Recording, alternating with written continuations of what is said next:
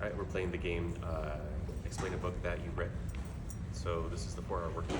This book, basically, the whole concept is on the cover for our work week. It seems ridiculous, right? We're used to a 40 or more hours work week. That's kind of the pattern of our society. But what this book did for me is basically gave me a new perspective and opened my mind to see that it doesn't have to be that way. So basically, you can architect a life that doesn't have you working 40 hours a week, especially when you're working for somebody else's wealth. I think a lot of us get caught in that trap, working for a salary for somebody else's business.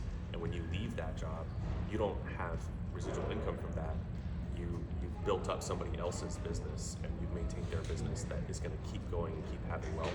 So what this book did for me is it pivoted my mindset to say, work on things that are going to generate you wealth longer term, so that when, as Warren Buffett says, if you don't make money while you sleep, you're going to work until you die. I don't know if that quote is in this book, it's like 10 years ago when I read this, but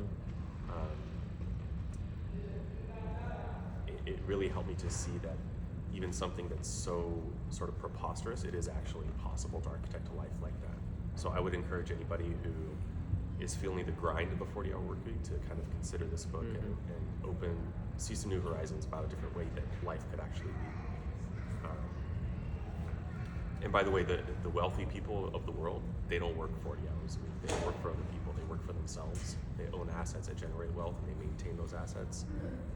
That's where the path lies, in my opinion.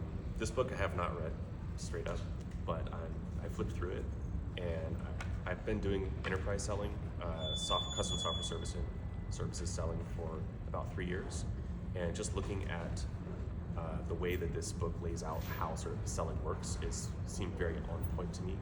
So, I know it's like great endorsement. I haven't actually read the book, but basically what it does is it breaks down. One of the big takeaways is like, don't come from why you need to sell something or how it's going to benefit you. Always think about who you're selling to and make it about them. What problem are you solving for them, and help articulate their pains and their problems and make it all about the other person.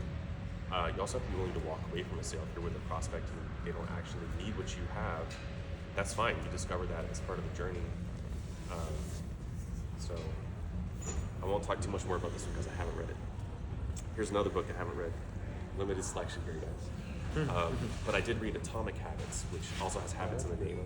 So I'm going to talk about Atomic Habits, which I'm going to assume will have a lot of the same general takeaways that the Power Habit takes away or gives you, which is basically habits are super powerful, and there's different ways you can hack habits, so you don't have to feel like you're a slave to the routines and patterns that you get into in your life. Like maybe you don't exercise every day, or you don't move certain tasks forward that you want to move forward, or you find it difficult to build up new habits, or you find it difficult to break old habits. There's lots of different tricks you can do. There's things like habit stacking. So if you already have one habit, you can add another habit on top of that, and it becomes very easy to do it. There's algorithms you can follow, so you do something a certain number of times or for a certain amount of time, it'll start to become a habit that becomes automatic, and then your initiation, your activation energy goes down to zero. So you're not actually putting all that energy in. Because building a new habit, it does take a lot of energy, and that puts you off. You're like, I don't want to spend all this energy. It costs me energy. I don't want to do it. But after you go through the algorithm, you realize the energy actually goes to almost nothing, and it becomes automatic, and that's very, very important. And also replacing a habit, there's something called inhibition, which in the context of I have a pattern that's about to happen that always happens. Like I want to go for a cigarette, right? So okay, I feel like a craving for a cigarette. Okay, I'm gonna reach for my pocket, I'm gonna grab it, and look for a place to smoke, and go. Like that whole pattern starts to unfold. Inhibition is when you identify that that's happening and you decide to arrest it as it's happening. You say, okay, I'm gonna decide, I'm choosing to nip that in the bud before the whole thought process happens. And there's also, along with that, you can replace it. So you can say, every time I go for a cigarette, I've decided to replace that habit with breathing or meditating or whatever it is.